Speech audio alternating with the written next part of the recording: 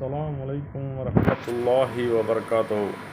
ஒரு மனிதன் தன்னுடைய வாழ்க்கையில் முயற்சியை விடக்கூடாது. யாராவது நம்மை குறை கூறிவிட்டால் அல்லது நமக்கு வாழ்க்கையில் தோல்விகள் ஏற்பட்டாலோ அதற்காக நாம் வருந்தக்கூடாது. அதனை விட்டுவிட்டு நாம் முயற்சி செய்ய வேண்டும்.